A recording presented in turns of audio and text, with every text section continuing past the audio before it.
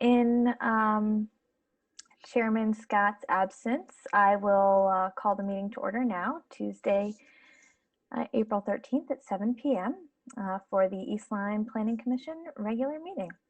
This meeting is being held via video conference on Zoom, and we'll start with a roll call. So if you could just respond, I'll go through everybody's name. Thomas Fitting. Aye. Here. Richard Gordon. Aye. Nicole Davison. Here. Larry Fitzgerald. Here. Kirk Scott is again unable to make it today. I don't think we have any alternates present, and we do have Gary Gaishel here, Jen Lindo, and Sue Spang. So thank you all for being here tonight. Sorry, I'm just kind of getting things squared away on my screen so I can see you and what I need to look at the same time.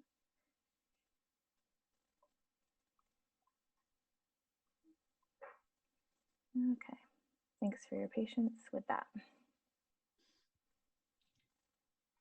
Okay, so I see that we do have at least one person here from the public. So just want to remind everyone that when you're unmuted, we can hear everything going on around you. Board members and staff will be unmuted during the entire meeting.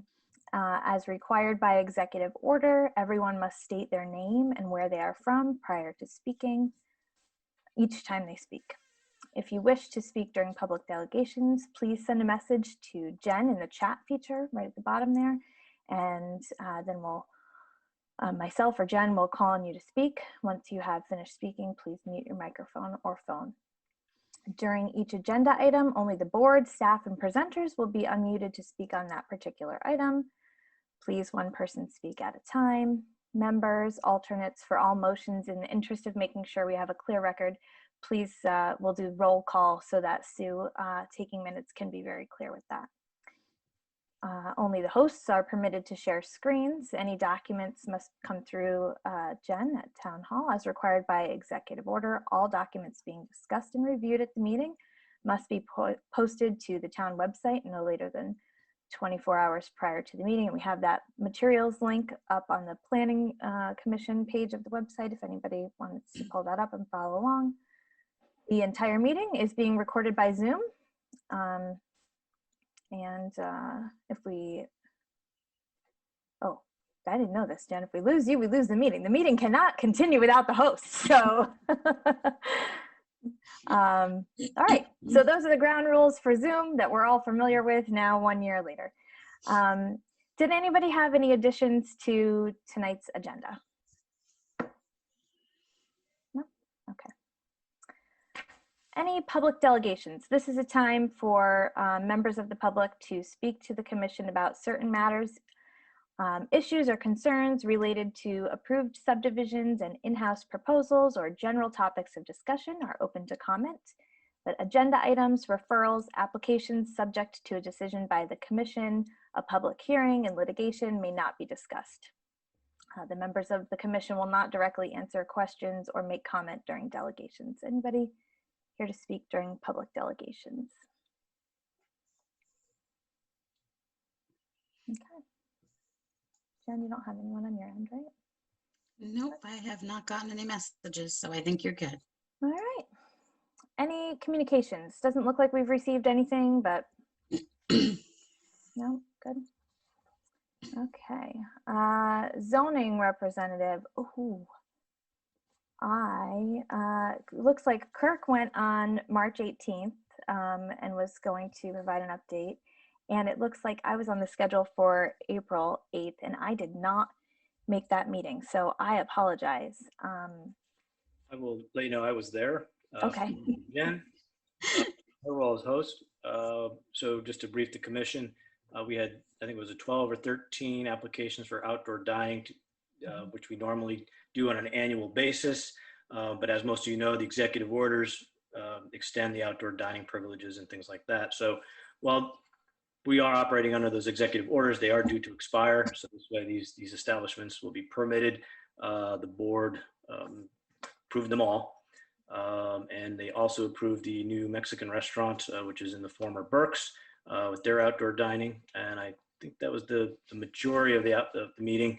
And there was really no other discussion. They adjourned. It was relatively quick. So. Thank you. Appreciate that update. Ex officio report. Mark, what's going on over there? Hey, how are you? Real quick, so I'm not sure last time I told you, but we passed the budget over to Board of Finance, so they'll start the deliberations soon. The American Rescue Package, we've been expecting about $1.8 million to the town. So we've been having different entity groups come in before us to talk about their needs or wants, including Care and Share, Shoreline Soup Kitchen, youth services in town and Niantic Main Street. And Michelle, you were there, which is cool. Appreciate you going. So we're trying to figure out where we're going to allocate those funds.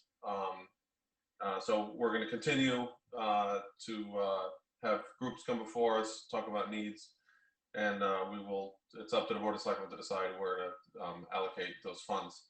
The bridge is the main construction's done. There may be a lane closed once in a while, but I think the worst part is over. That's the Niantic Main Street. I was talking Niantic River Bridge, excuse me.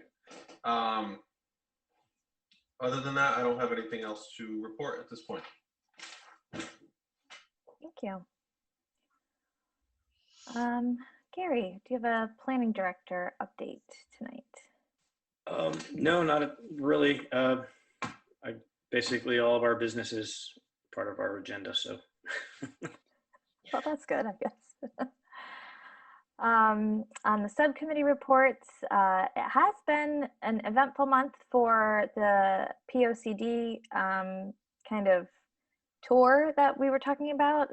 Thank you, Jen and Gary, for getting letters out to all the various town boards and commissions, letting them know that the POCD was adopted and asking if they'd be willing to host some of us at their meetings. I did attend the Historic Properties Commission meeting, as well as Parks and Rec, and I will be in the coming week going to Waterford East Lyme Shellfish Commission and agriculture.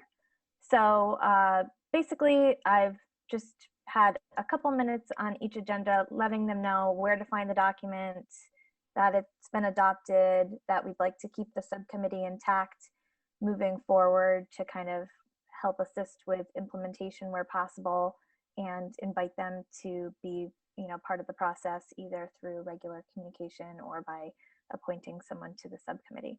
So I think probably the next step might be to get a subcommittee meeting on the calendar so that we can vote on a year's worth of meetings, maybe not every month, but 4 or 6 meetings a year, so that we can kind of stay on top of things there. And of course, anybody is welcome to come with me to any of these board and commission meetings. One was in person, which was really nice, at the Samuel Smith farmstead there. But mostly they're on Zoom, so you can join me from the comfort of your own home. Certainly open to anyone who'd like to join. So on the POCD itself, I will report that I'm still working on filling out that matrix. It's a pretty daunting task. It's the most exciting work yet.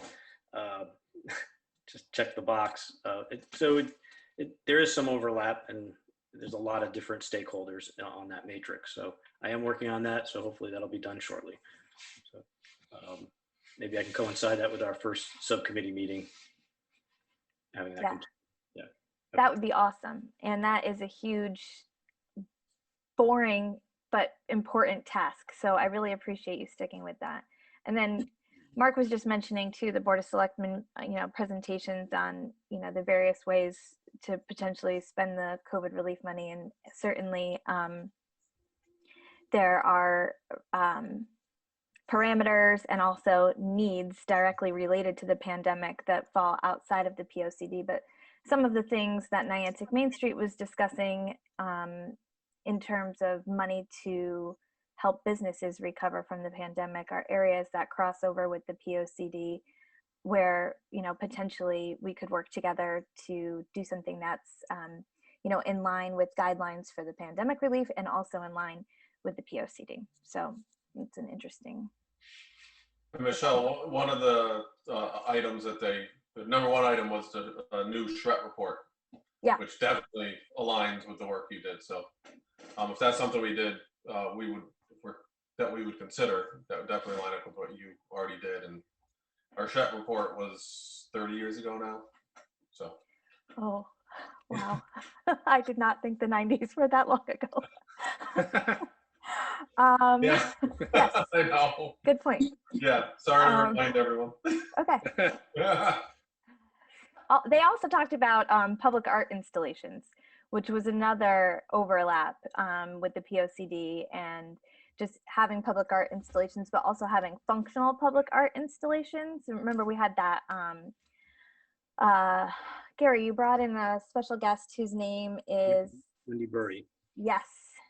Yeah, the Southeastern Connecticut Arts and Cultural Coalition. Yeah, so that was cool too. Okay. Anything else on POCD? No. And Chairman Scott is not here, so I assume he does not have an update unless he provided it to anyone. Okay. All right, let's move on to acceptance of the minutes. We're looking at our meeting minutes from March, which was March 9th. Do you have a motion to approve the regular meeting minutes of March 9th? I submit a motion to approve the minutes. Richard Gordon. Thanks, Richard.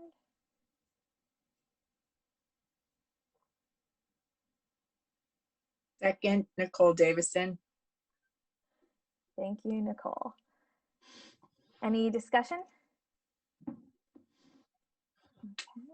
I'm going to go through a roll call vote. Richard Gordon, Aye. Nicole Davison, Aye. Larry Fitzgerald, Aye. Tom Fitting. Sorry, Tom, what? Aye. And Michelle Williams, aye. So it looks like we have unanimous approval on the minutes from March 9th. Thank you. We do not have any public hearings tonight, and we do have one item under subdivisions and re-subdivisions, which is a request of the Orchards of East Lyme Development, Inc. for acceptance of the road known as Partridge Court and a reduction of the bond. That's correct. So you should have in the materials that were posted online, we have two memos from our town engineer, Victor Benny, who in conjunction with the Water and Sewer Department have reviewed the as-built plans and the documentations that were provided by the applicant to the town in regards to the completion of the public improvements associated with the roadway known as Partridge Court. I did provide a memo in your packets with a suggested resolution to accept the road as being completed in conformance with the East Lyme subdivision regulations. The only thing I would like to recommend is in the suggested resolution to insert, make some edits to it. I did speak with Attorney O'Connell regarding the motion. And if the commission is so inclined to accept the road, he recommends inserting after the word "to" in the first line. It would be, I move to recommend to the Board of Selectmen to accept Partridge Court in, it was the, I wrote it's, I'm not sure I can't, geez, I can't make out his handwriting there. To accept, recommend, take the bond of selectmen or selectmen in its entirety as depicted on the plan. I would just continue on, and then in the last second to last line, after the word said land and appurtenances, delete the word appurtenances and insert after the word land as approved by the town attorney.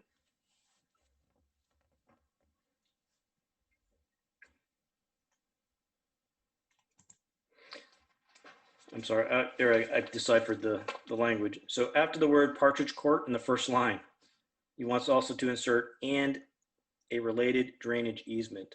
So it should read, I move to recommend to the Board of Selectmen to accept Partridge Court and a related drainage easement in its entirety as depicted on the plan.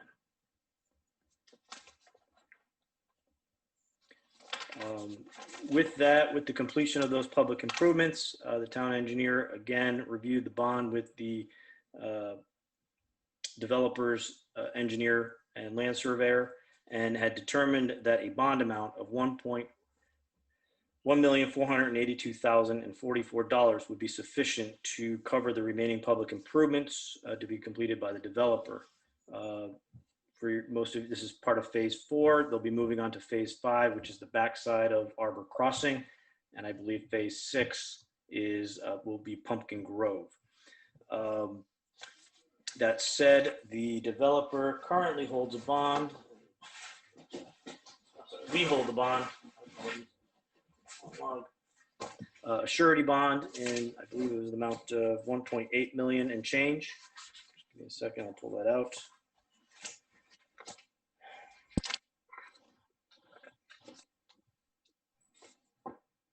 Yes, we have a letter of credit in the amount of $1,830,000. So I think if the commission is so inclined to accept the public improvements, you could then make a motion to reduce the bond to the amount recommended by the town engineer. With that, the applicant will have to submit a revised surety bond to our office, but they are well aware of that. Okay, so it looks like we have two things on the table. One would be the resolution that you read as edited, and the second would be to reduce the bond from $1,830,000 to $1,482,044. Am I getting that right? Mhm. Okay. Yes. Any discussion, questions, concerns? I would just note that the portion of the bond that you're reducing is the letter of credit only. We also hold cash for erosion and sedimentation control. And we also hold $370,000 worth of public improvement bond as well. But I would recommend we retain, and then another $100,000 for additional erosion and sedimentation. I believe that was associated with the hill that they had to cap and stabilize with all the contaminated materials. So that said, my recommendation in the town attorneys is to keep the cash, reduce the letter of credit. So just make sure if you pass a motion to reduce the bond that you indicate it's the letter of credit. Can you help us with that wording when we get to that? Sure. I want to make sure we get it right.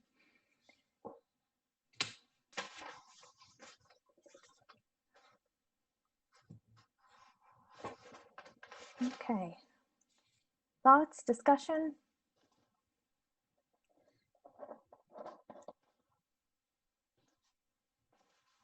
Would anyone like to make a motion?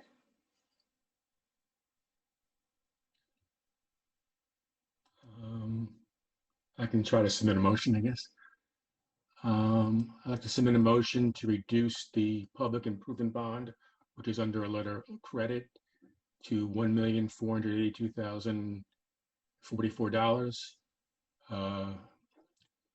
Would be sufficient to cover the remaining public improvements to be completed by the developer.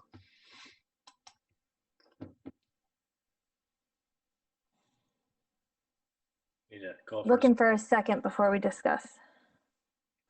Second, Nicole Davison. Thank you, Rich and Nicole. Gary, can we separate them like this? Yes, my recommendation though is to accept the public improvements before reducing the bond. Okay. So So maybe just, do we have to vote on this motion and then do another one, or can we, it can how does that fail. work? You don't, you can take a vote or it can just fail. I mean, obviously, or you can retract the motion. maybe retracting the motion and resubmitting a motion to adopt the public improvements and recommend to the Board of Selectmen acceptance of the road would be the way to go. I see Sue nodding her head. Rich, are you open to that? Sure. I retract the motion for the reduction in the bond. Thank you, Mr. Gordon. Would anyone like to move to accept the road? Move to accept the road, Nicole Davison. Maybe we could read, Before we, can I interject just? please. I can't see it. Ah. I can't read.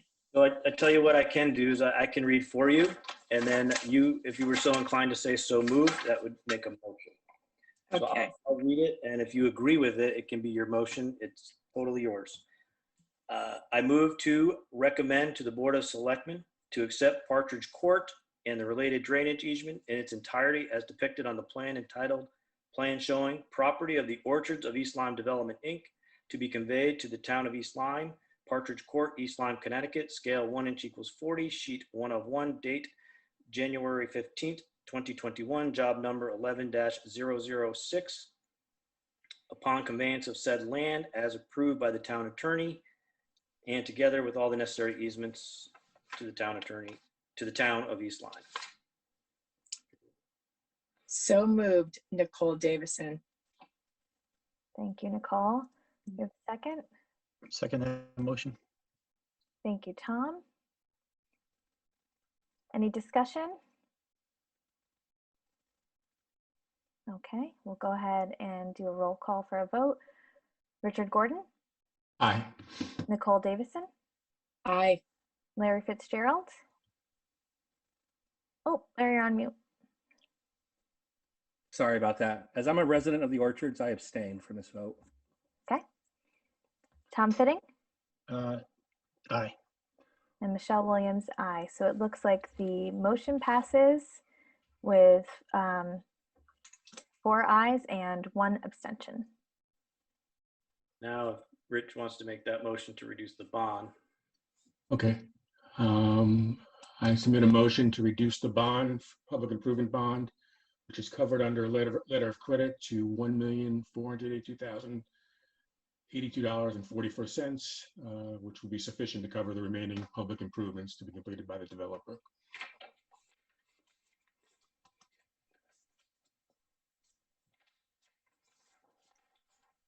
Do I hear a second?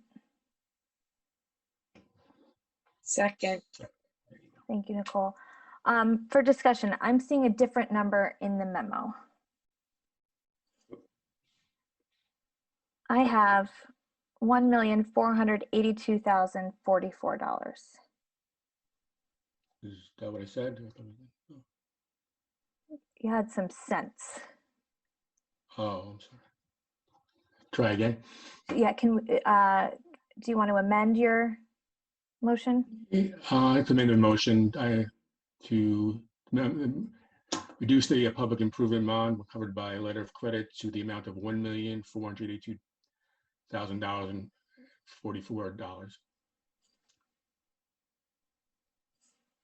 Okay. Do we need to second that amendment? Second. Okay. I think we're good now. Looking around for a quick sanity check. I will do a roll call vote. Rich Gordon, Aye. Nicole Davison, Aye. Larry Fitzgerald, I abstain. Tom Fitting, Aye. and Michelle Williams, aye. So again, we have the motion has passed with 4 ayes and 1 abstention. Thank you all very much. Okay, looks like we've wrapped that up. Gary nodding at you, we're good there. Okay, great. Zoning referrals, we have none tonight. We also do not have any municipal referrals. Hold that thought, Michelle. Oh, municipal referrals. From the floor, and I missed it at additions to the agenda. I did want to advise the commission that we did receive a referral from the zoning commission for a text amendment Two.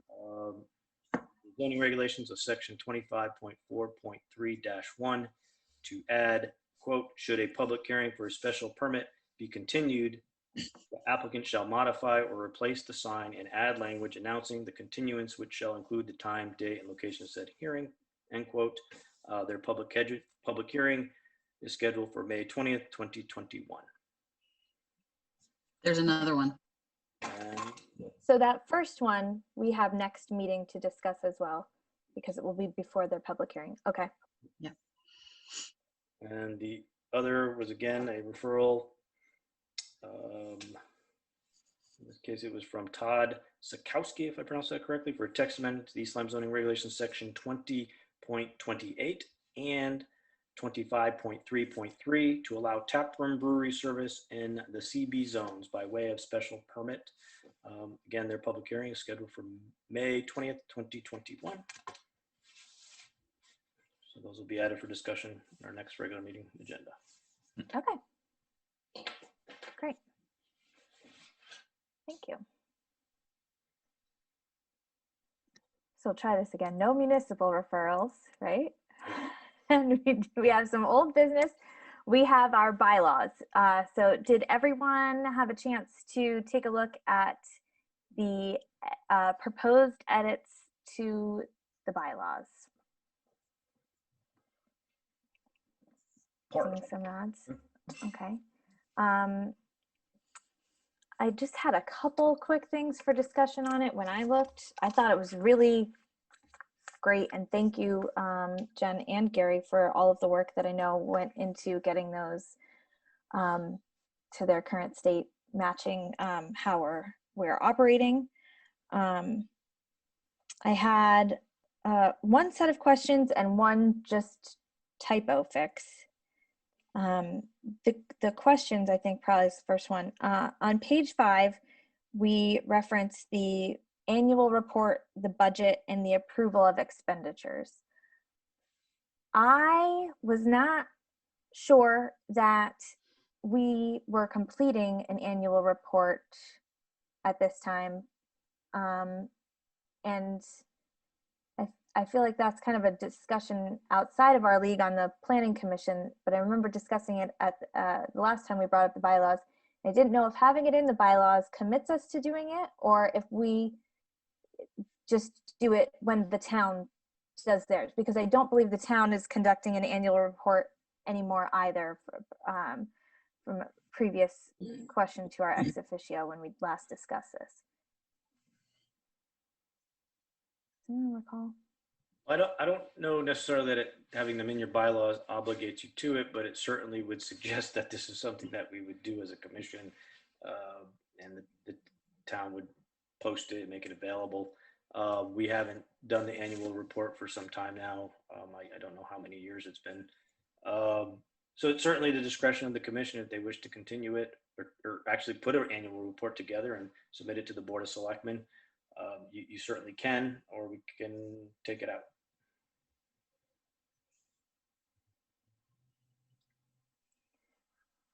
I'm not educated enough to know the pros and cons of leaving it in the bylaws. I hate to commit us to doing something that we know we're not going to do,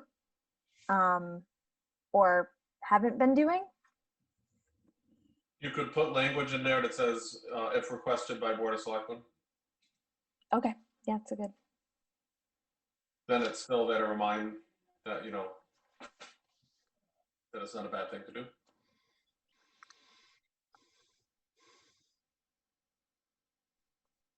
That was an easy fix, thank you.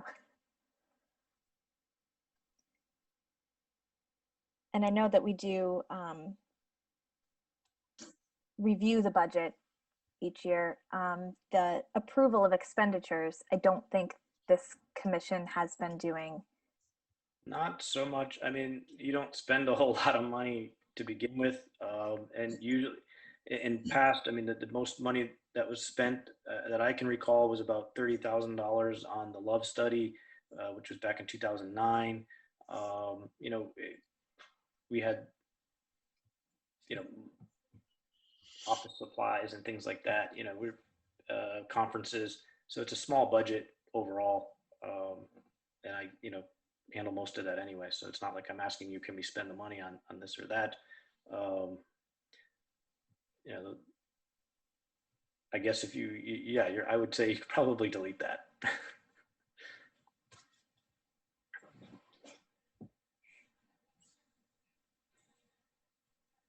That makes sense to me. I I don't think, know.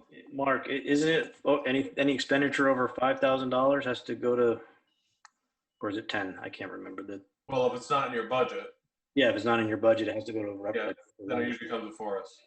So yeah, it gets cumbersome at that point. So the planning commission isn't really involved with that type of work. You know, it's more finance department and Right. Yeah.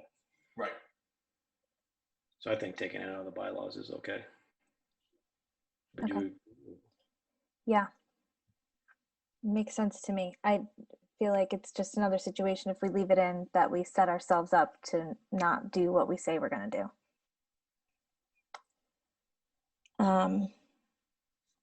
Then I just, on page 2, there was just a missing word in section 1. We talk about the commission voting for the chair and secretary, but we added the vice chair position in this round of edits, and vice chair is not included in the group of things that the commission would vote on. All right, so I'll add Just that. need to add that there.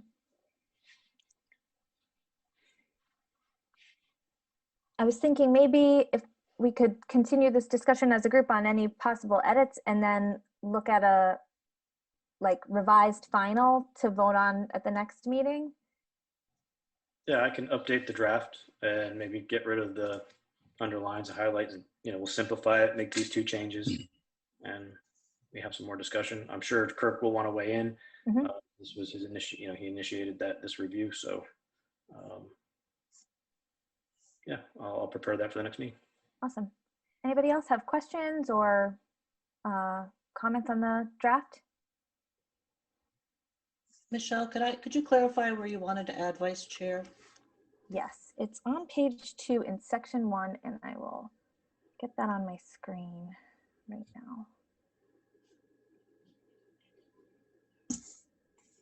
now. Okay, Article 5, election of officers, section 1, elections. Okay. I was Oh, looking at section 1. So wait. Article 5, section 1. No, that is there. Oh, the last sentence. Regular members and seated alternates of the planning commission may vote for chairman, then we'd add comma, vice chairman and secretary. Okay, thank you. Thank you.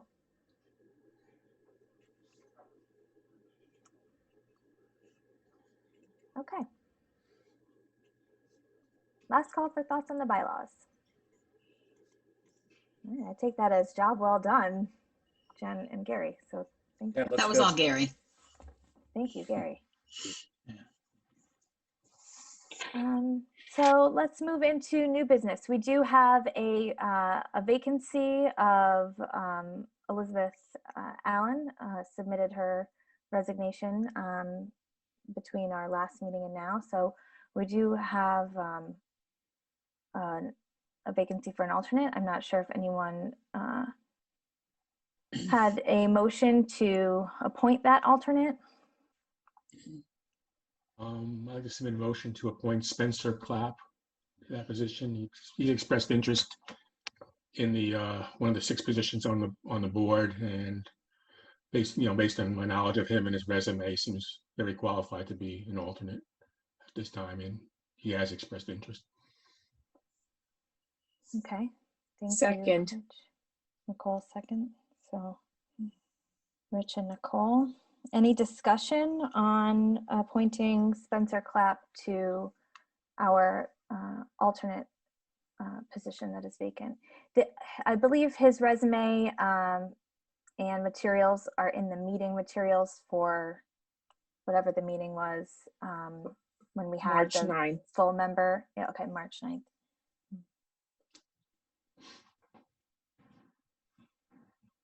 Any discussion? Okay, I'll go through a roll call vote. Rich Gordon, Aye. Nicole Davison, Aye. Larry Fitzgerald, I'll abstain because I wasn't on the board at that time. Tom Fitting, Aye. and Michelle Williams, aye. So we will welcome Spencer Clapp as an alternate with a vote of 4 ayes and 1 abstain. Thank you. And our last item of new business tonight, I think Mr. Dashinger is here to speak with us about Darrow Pond.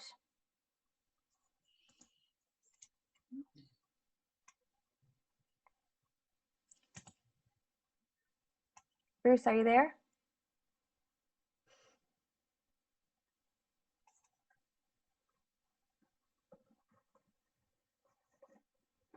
I think he's muted.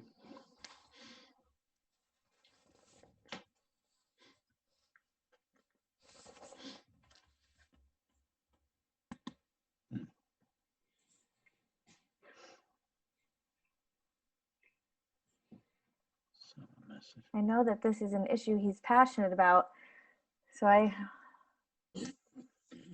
hope we can get him connected here. He is logged in and but he is muted. And I've asked to unmute, but he has self-muted, so. Yeah, I'm here with Bruce and I just tried to call him and he didn't pick up, but I'll try and call him too. Bruce- I know it's Bruce, a it's there, topic. you Oh, here we There go. it is. yeah. There's Bruce. Hi, Bruce. You're still muted, so we can see you, but we can't yet hear you. Right now. How's that? Fantastic. Thank you. Okay. Go ahead. Yes, please. Oh, well, my name is Bruce Dassinger, and I've been living at 12 Stonecliff Drive for the last 52 years. And I want to thank you for giving us time at your meeting tonight. And I also want to thank you for your service to the town, because you're volunteering your service and you're making East Lyme a good place to live. So I want to introduce Lisa Wally. I guess you've already met Lisa because I wasn't here, who works with the Wildlife Management Institute at Connecticut Department of Energy and Environmental Protection. And she's an expert on New England cottontail rabbits, which she'll talk about. I'm mainly giving you the introduction, and she's going to have the main feature show. The board, we're talking tonight about the Board of Selectmen giving the Parks and Recreation Commission, they've tasked them to plan recreational uses at Darrow Pond. And some of these activities are new to town, like disc golf, which is very popular these days, a mountain bike hump track, and a fenced dog park. If these sports are placed where the New England cottontail and shrubland birds reside, we both are birders, Lisa and I, they won't stick around. They'll go somewhere else or not have a place to live. The birds will be coming back in May, so hopefully I'm sure they'll have a place to live for this year. We hope that after you listen to us, our presentation, you will write to Parks and Rec and request that they preserve intact wildlife habitat that occupies a portion of the property we're going to talk about. Back in 2011, the town purchased 300-acre property at Darrow Pond with the help of Trust for Public Land, with the understanding, because Trust for Public Land was helping, that 200 acres would be designated as permanent open space. And let me show you then, and because of that, the town appointed a committee, the Board of Selectmen, to come up with the rules that this 200 acres would abide under, because it had to be placed under a conservation easement. So I'm going to pull up some slides from a talk that Gary gave to, can you see that? Can you see it? No, not yet. Okay, you got to let me in, I guess, or no, I've got to say, I know I've got to join, I've got to share screen. That helps, doesn't it? Share. There we go. There we go. Now I have to be able to find what I want to do. Where is it? I'll have to move all this stuff over. Sorry, this takes time. Here we go, I hope. Let's see. Does it come up? It should come up now. Maybe it takes a little bit for it to come up or not. We are still seeing a mostly white screen. I know you are. Let's move that white screen over. And I'm looking at all these pictures over here. How do I move them? Let's move them. Here we go. Now I'm going to click on this. There we go. Can you see that? No. I've shared screen, and I'm clicking on something. And I'm clicking on a PowerPoint show that Gary gave in 2014, probably.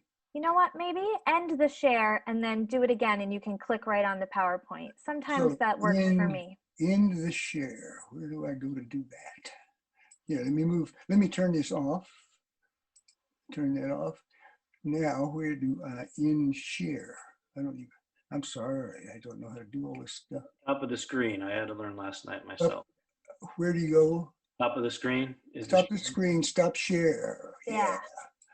I need to take a course. Now, go back and do this again or just? Yes, if you hit share screen again, you might be able to choose from an available option of things on your computer. And one of them might be I've got that to do that. PowerPoint. Whiteboard.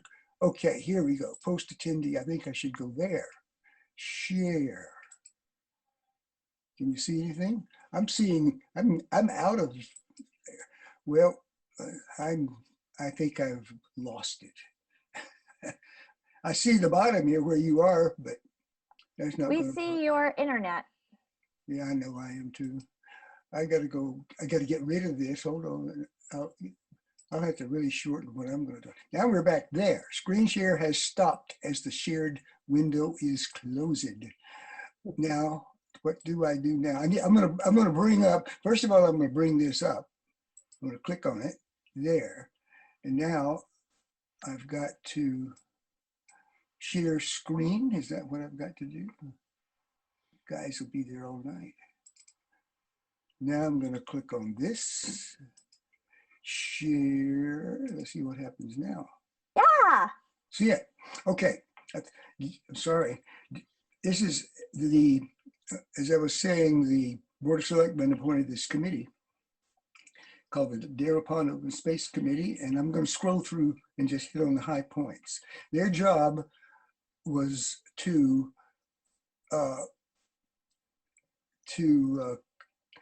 this committee was set up, so they had to put this under conservation easement. In order to put it under a conservation easement, they needed to determine what it was used for. So the committee consulted expert people like the forester of Connecticut, one of the foresters of Connecticut, Deep, and he spent 14 days there studying the property and doing a field inventory. Then the other main thing that was done, the Board of Selectmen asked an environmental review team to come in and review what this property had. So it had 12 members all the way from archaeology to watershed use or something, but it included geology, fishes, ichthyology, all and animals, wildlife, all that stuff. So there were 12 people, and they spent a good bit of time at the property, and they wrote a 58-page report. So anyway, they came up with all these permanent easement recommendations, but we aren't concerned with them tonight. We are concerned with the 100 acres, which is the other property. I'll show you a map in just a moment of how it's divided up. So because they said these things, they recommended that the reports, of course, be consulted with any other use of the property, of the other part of the property, namely, if you're doing something on the 100 acres, you should consult these experts. And also that the town's 100-acre activities there should not negatively impact. Also, they suggested or they recommended keeping large contiguous undeveloped areas intact for the promotion of watershed and promotion of wildlife and maintenance of their habitats. And now we'll go down a little bit more. That's essentially that slide. And now I'll show you how it's divided up. And that's the snap right here. Whoops, screen sharing has stopped as the shared window is closed. What happened? Okay, how do I do it? Well, I pulled that off, but now I got to start again. Can you see that? No, you can't see that. Okay, then I got to go through this process again.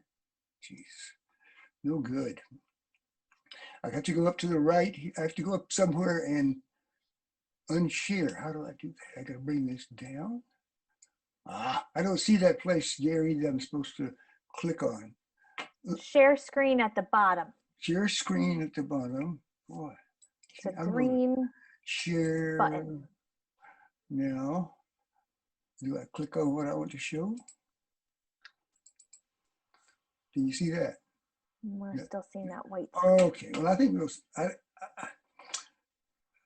well, I think we should just go on to Lisa, frankly. I'm leading into her, but I wanted to show you some flyovers of the property, which I've got aerial views and all of that. And let's see, stop share and start again. That's what I was looking for. I'm going to bring this up first, bring it up, click on it, and then I'm going to say share screen, and I'll bet you it works. I've just got whiteboard though. Okay, share. No, that didn't work either.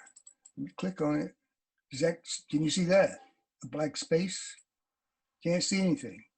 Okay, I give up. I think you're taking your time tonight and it's not a good thing to do. So I've got, I'm looking at a flyover. I hired a photographer to fly over and show you the property we're talking about.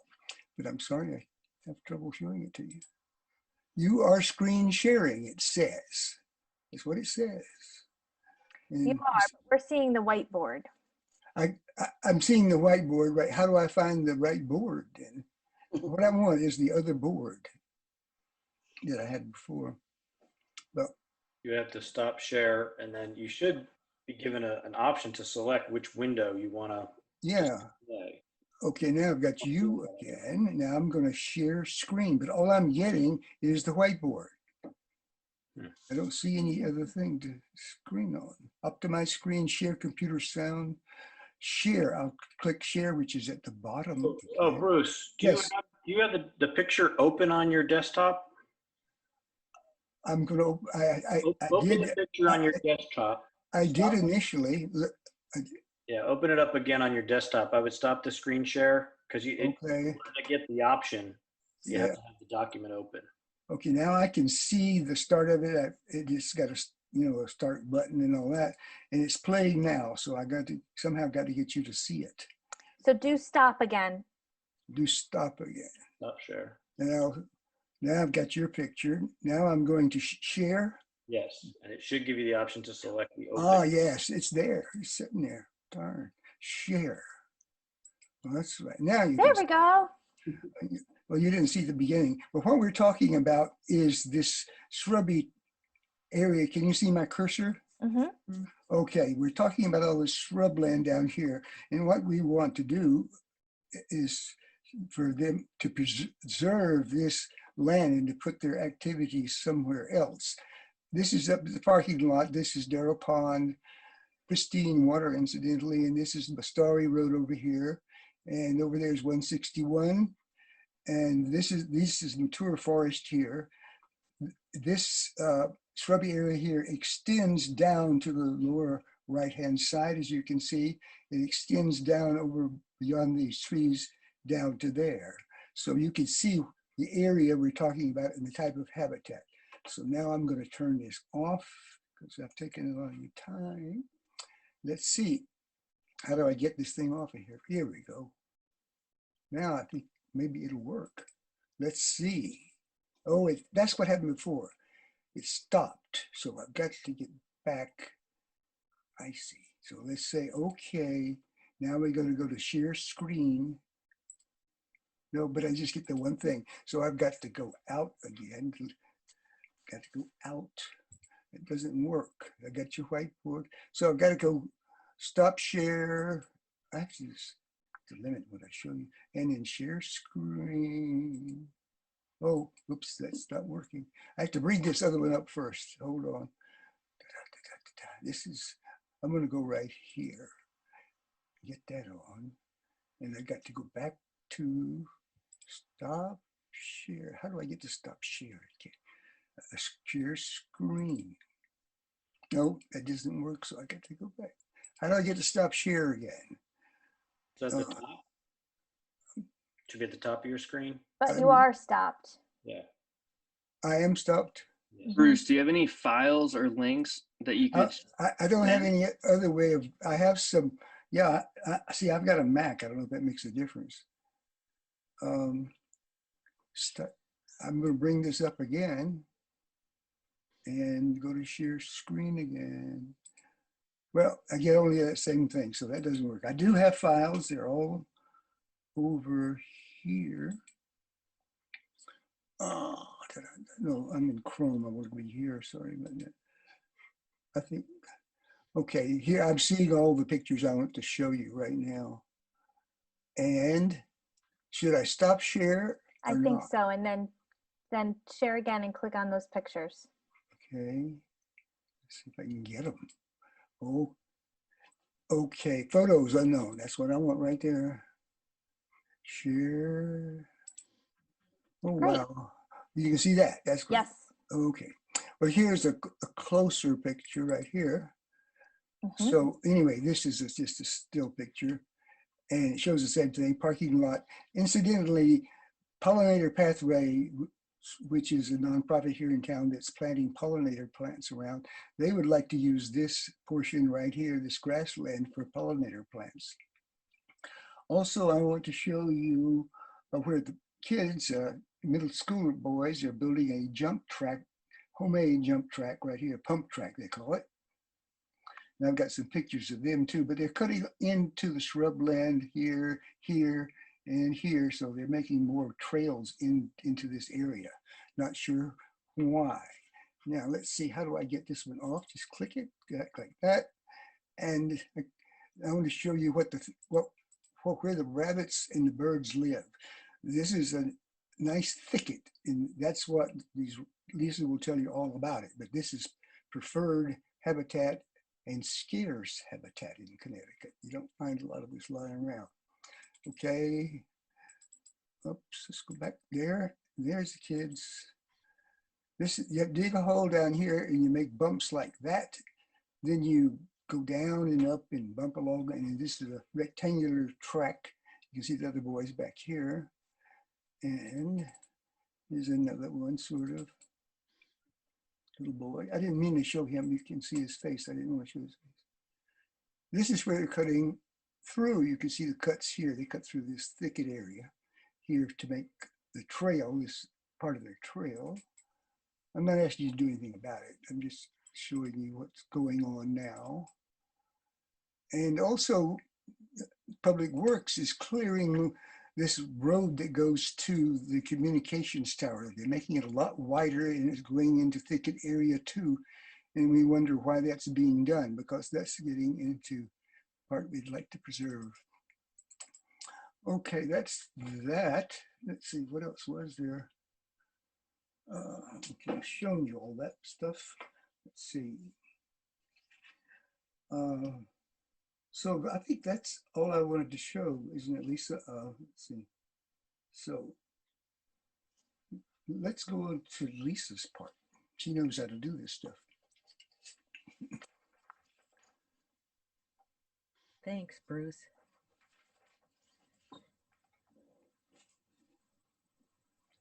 You want to, yeah, if you can There she stop, is. stop I got to sharing. get off. I'm going to get off of my stuff. Yeah, Close this up. Stop share. Okay. great. And I have permission to share. I can go ahead. Okay, we'll see if I can do this. Oh. Whiteboard. Oh. Here we go. Do you see a do you see a PowerPoint up there? No. You don't No. see anything Okay. yet. All right, hold on. I think exactly what happened. I'm going to put the PowerPoint up. And then I'm going to go to share screen.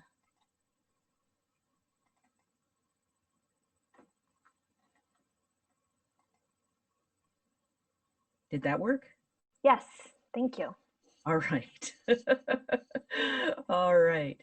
Okay, then I'm just going to move that to the regular PowerPoint show.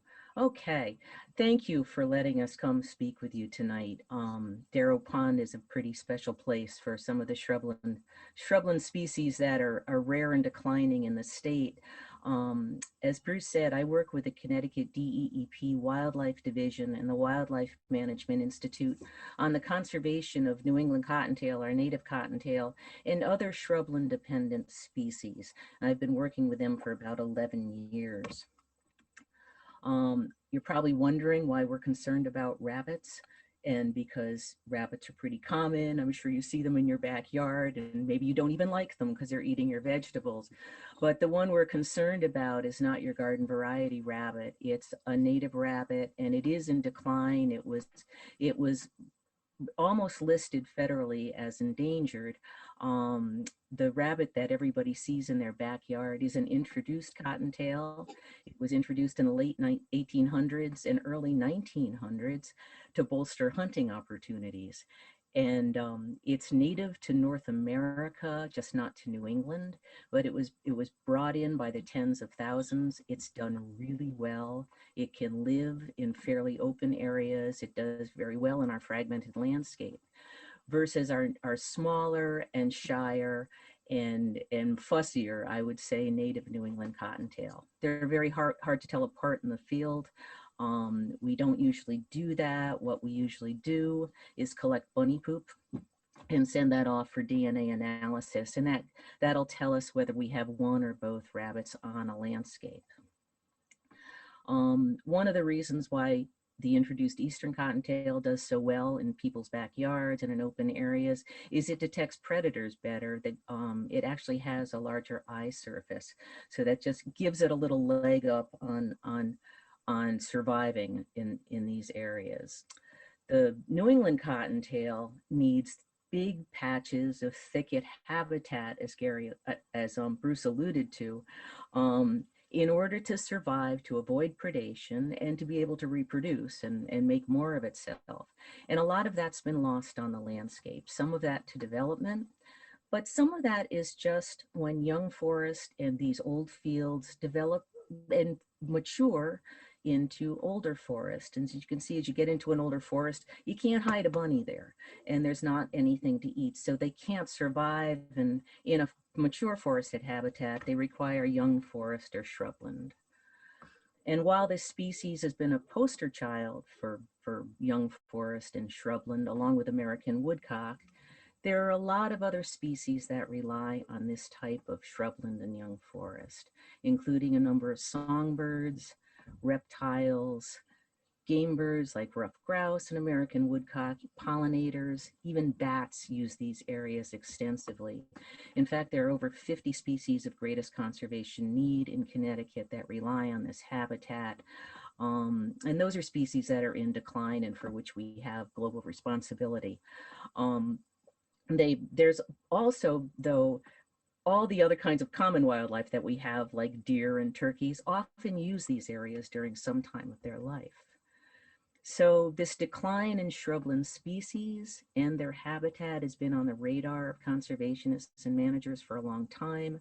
This is a graph that shows the decline in woodcock on their singing grounds from the middle of the last century to the beginning of this. But this through breeding bird surveys and singing ground surveys, we can trace this in a number of species, like blue-winged warbler that I just showed you. Eastern towhee is another species, prairie warbler, field sparrow. I could put up indigo bunting and chestnut-sided warbler and thank you, and brown thrasher, and a number of them. But because of the loss of habitat, we've been losing this suite of species on the landscape. Some of them are of these shrubland species, of which there are about 30 obligates, meaning they rely on this habitat.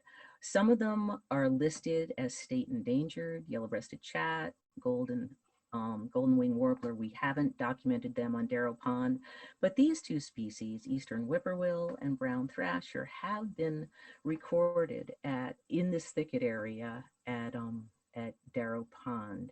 They're Incidentally, species. I heard the whippoorwill on Friday night. I went there with someone else, and it's kind of early, but they did return, and apparently so they made their migration back to the United States, and also heard 4 woodcock in their courtship ritual.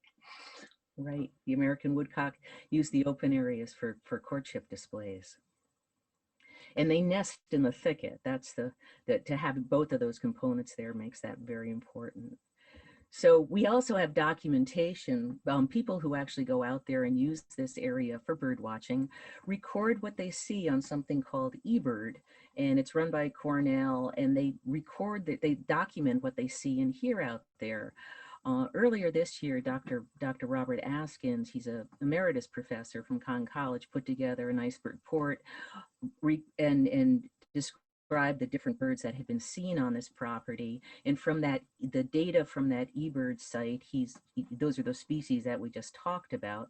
I didn't have a picture of white-eyed vireo, but these show that these are documentations at Darrow Pond. So it's very clear that this habitat is being used by these species, all of which are declining. So it's very important that area is very important for them. Back to the bunny, since that's what I've been spending most of my time at. I just wanted to give you a little perspective on what an effort has gone into conserving this rabbit and trying to keep it off the endangered species list. In 2000, after being petitioned, the Fish and Wildlife Service in 2006 designated New England cottontail as a candidate species for protection under the Federal Endangered Species Act. And what that meant is we're going to allow a certain amount of time. Basically, what it means is we can't deal with this now. We've got too much on our plate, but we will set a date, and at that time we will review all the information out there and make a determination whether we should be protecting New England cottontails under the Endangered Species Act. So they gave us a date of 2014. And between 2006 and 2014, all of these agencies basically and universities and zoos got together in a collaborative effort to work on a conservation strategy and start implementing that. So in 2014, we provided Fish and Wildlife with all that information. And in 2015, they determined that listing the New England cottontail under the Endangered Species Act was not warranted due to the demonstrated success of conservation efforts, but also the expectation that that would continue. And we report to them annually, just in grueling detail, by the way, but we're held on the hook to make sure that we're making progress on conserving this animal.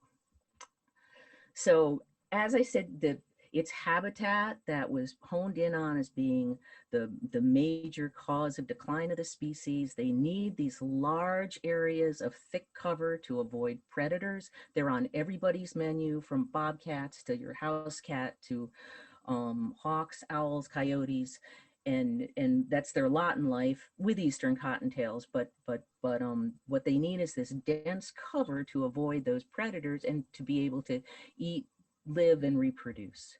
So that's North Stonington, a North Stonington thicket. This is a Darrow Pond thicket, leaf on, and you can see it's really hard to find a bunny in there.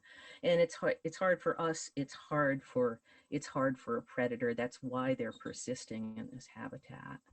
The other way that we create habitat for New England cottontails and other young forest and shrubland dependent species is we actually cut back a portion of forest and allow it to regrow with that very dense young seedlings and saplings and shrubs and vines. And that's more of an ephemeral habitat. That's good for about 15 years it serves. We don't do this everywhere. I just wanted to show you that we basically work, I don't know if you can see these yellow areas that kind of faded on my screen here, but those are our focus areas. The triangles are where we've documented New England cottontails. The green dots are eastern cottontails. They're everywhere, and they're more places than even where we've looked. One thing about these triangles I want to point out is that the pink ones show where we've documented New England cottontails in the last 10 years. The purple is where we found them in the last 5 years. And the point is we're kind of losing populations in eastern Connecticut, except places like Darrow Pond where they are persisting, which makes it an even more special area.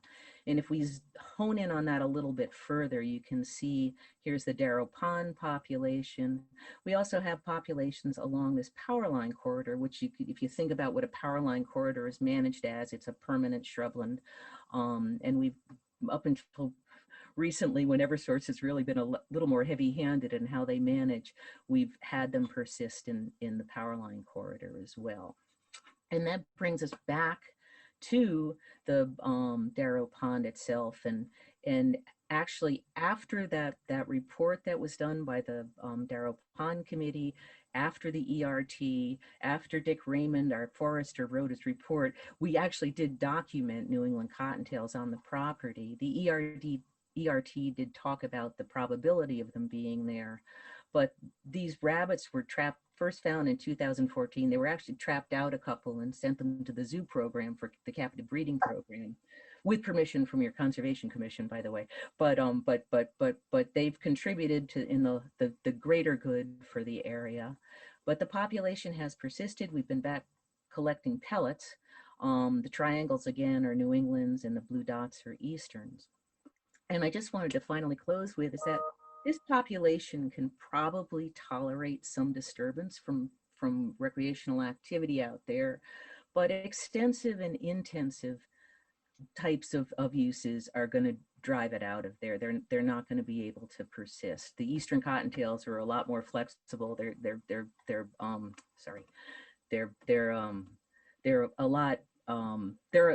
just a lot more resilient than our New Englands. So hoping, you know, what my personal fear, and this is no listed species. We have no power to make you do anything, but if we take the conservation considerations into account, a maze of trails out there and constant disturbance is probably not going to be good for this animal. So thank you for your time, and I appreciate it, and I'll take any questions if anybody has them. Thank you. Does anyone on the commission have questions for Lisa or Bruce?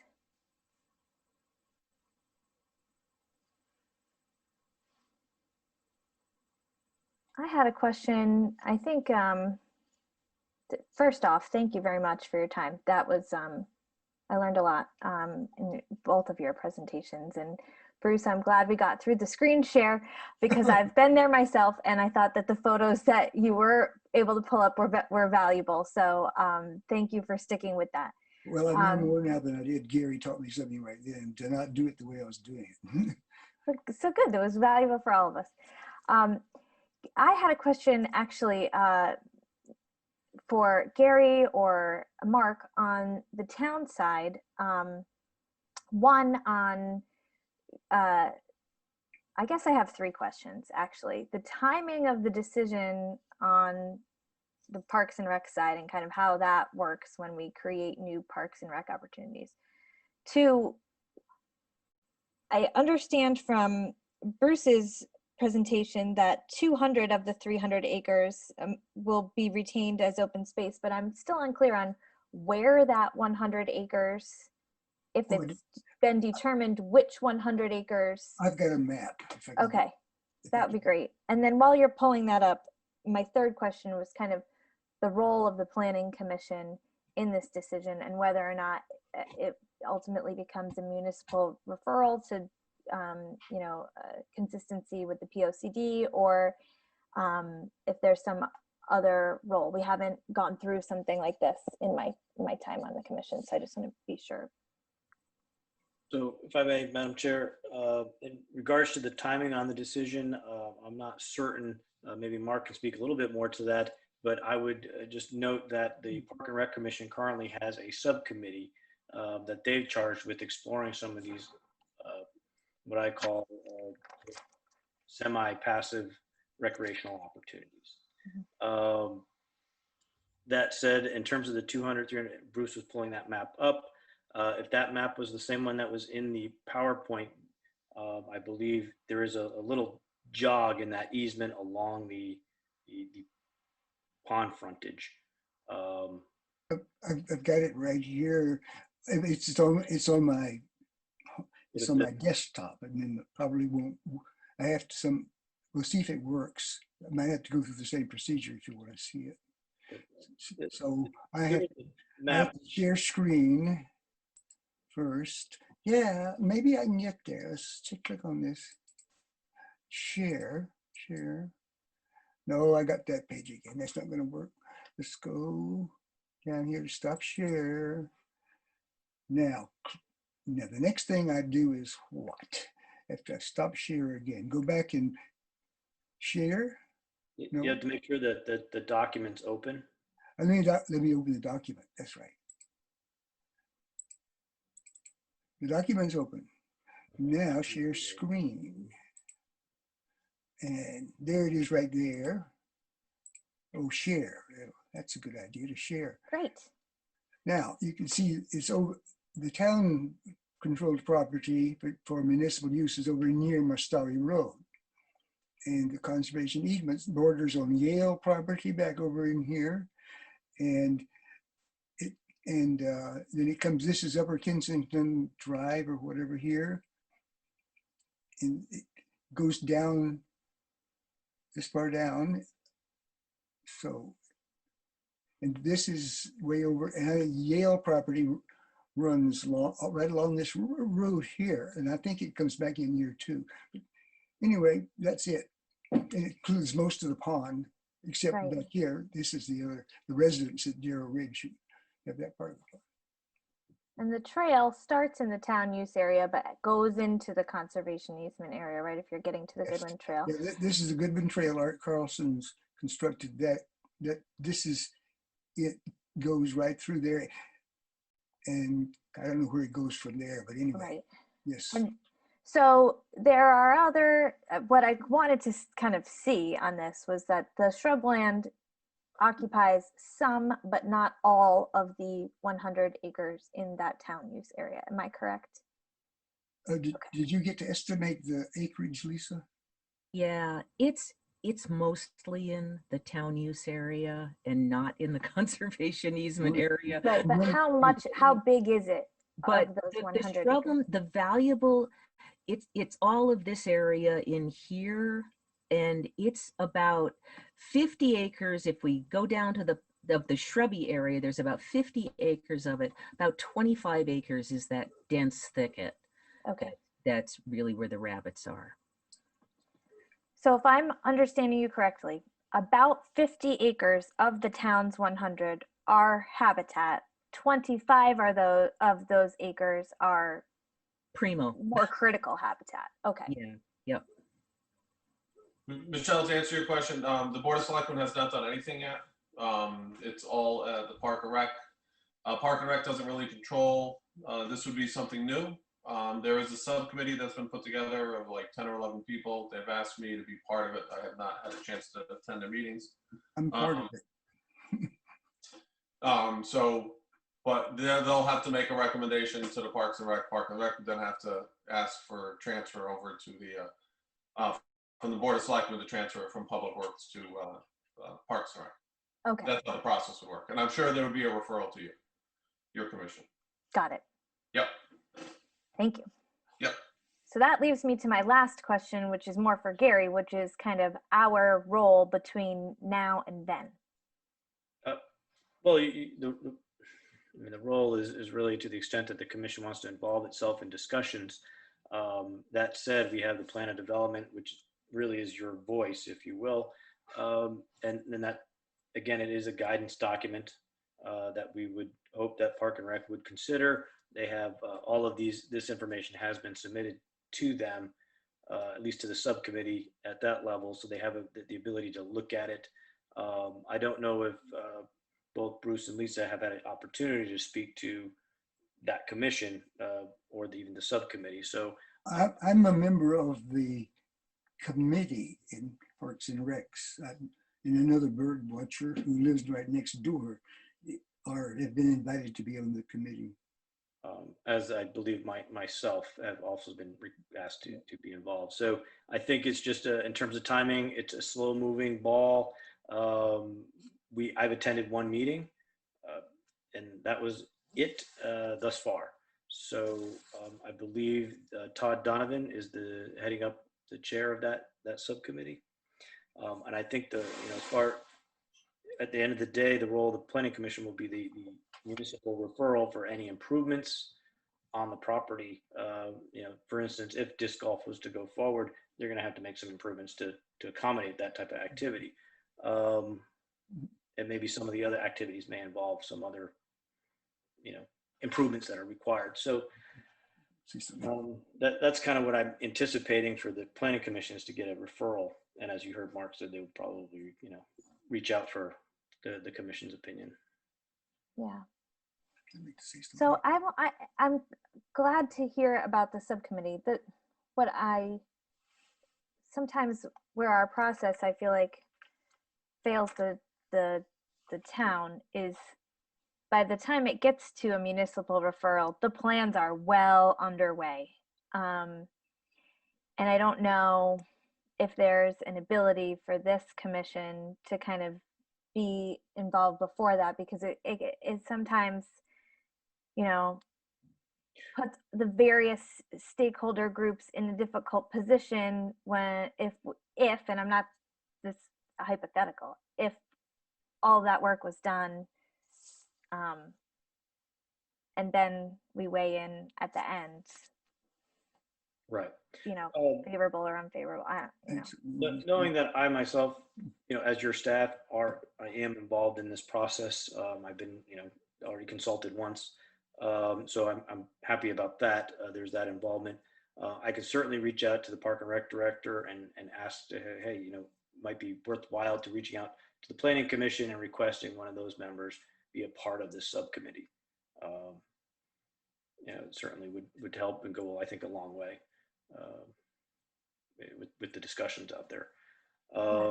And then maybe too, an ex officio reports, or when you're giving your director's report each month, we can kind of just make this one of the standing items that we're talking about as you get updated, each of you on the subcommittee. And that, I have no issues with that. Anything else? I had one other statement, if I may, because this is your meeting. I'm encouraged by Dave Putnam's statement at a meeting I was at, and I've read some other place. He says, we're going to do this right. We want to do it right. We're going to hire a landscape architect to put this all together. And so that in a way was encouraging. Of course, I hope that the landscape architect considers, wildlife in his plans. That was encouraging, I thought.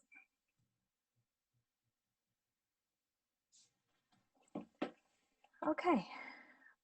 Well, again, thank you both so much for your time. Any other questions from the commission before we wrap this one up? Bruce, maybe you could, if you want to stop your screen share. I think it's a good idea. I'm glad you tell me how to do this. We want to thank you too for giving us the opportunity to speak with you tonight. Yes, thank you. Thank you. Excellent. All right. Well, I think that about wraps up our agenda. I don't know if anyone cares to make a motion to adjourn. We'll go through the slideshow again, or? I submit a motion to adjourn. Richard Gordon. Thank you, Rick. I second the motion. Thank you, Larry, for seconding. I'll go through the roll call. Rich Gordon, Aye. Nicole Davison, Aye. Larry Fitzgerald, Aye. Tom Fitting, Aye. and Michelle Williams. Aye. The meeting has adjourned at 8:20 p.m.